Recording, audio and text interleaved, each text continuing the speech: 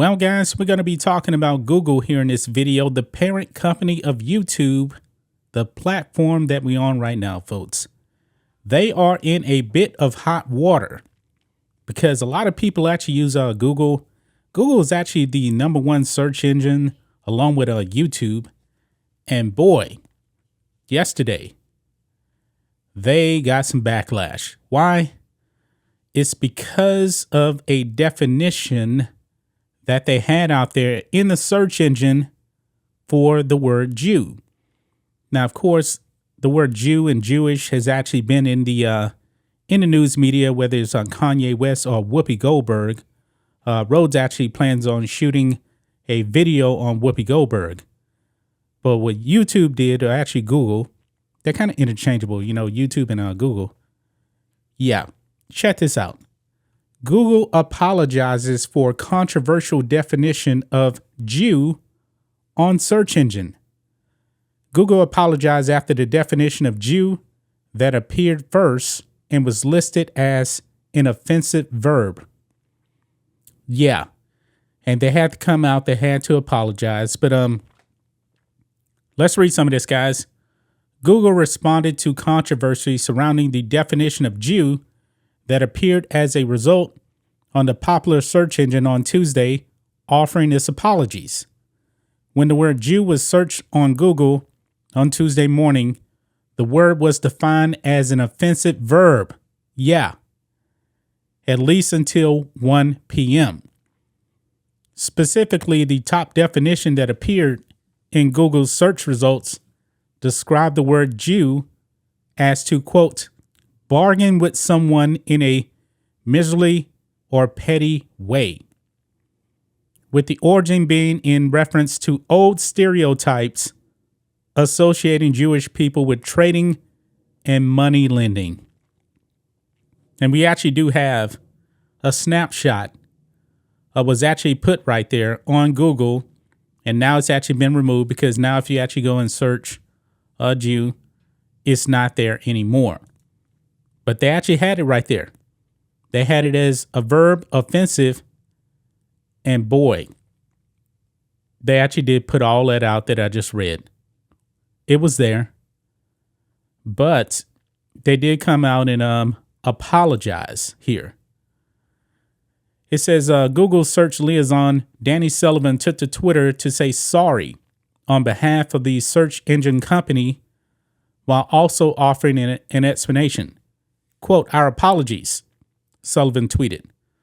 Google licenses definitions from third-party dictionary experts. We only display offensive definitions by default if they are the main meaning of a term. As this is not the case here, we have blocked this and passed along feedback to the partner for further review. Fox News Digital sought a statement from Google as to why the search for the word Jew was listing an offensive verb as the top definition before it recently was switched back to the noun definition. In response, Google turned the attention to Sullivan's tweet and a Help Center article about how Google sources definitions on search. According to the Google representative, dictionary boxes show definitions from third-party expert sources. The representative also said Google does not create, write, or modify definitions, adding the results do not reflect the opinions of Google.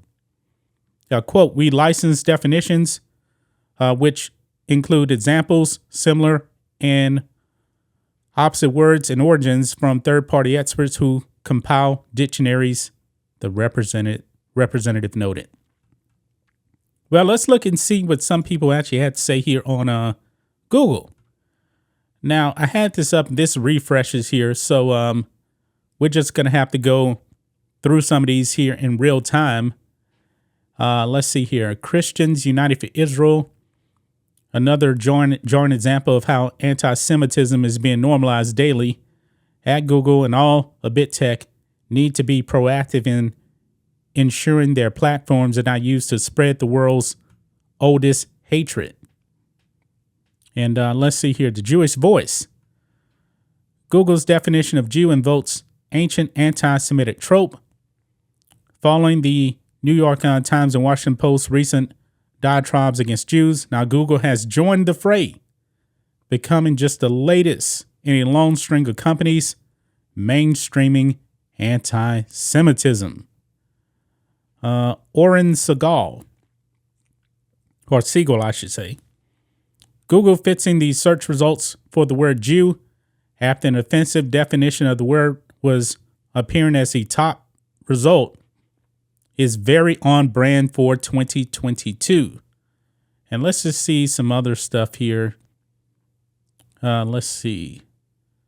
Google fixed it. Good work, fellow Jews. And to the non-Jews who said they were always taught Jew was a slur only if used as a verb or if you spit when you say it.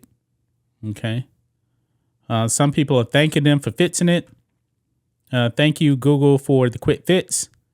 Nice to see that our eyes and keyboards can fix at least a few issues on this site. So some people are, patting Google on the back for actually fixing it here.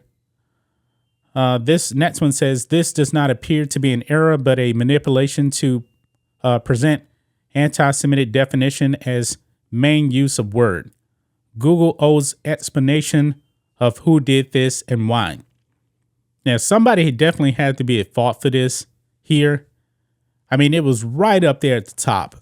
Right up there at the top, folks. And boy, it doesn't seem like much is going to really happen to Google, Just imagine if, and we know that Google is definitely left-wing.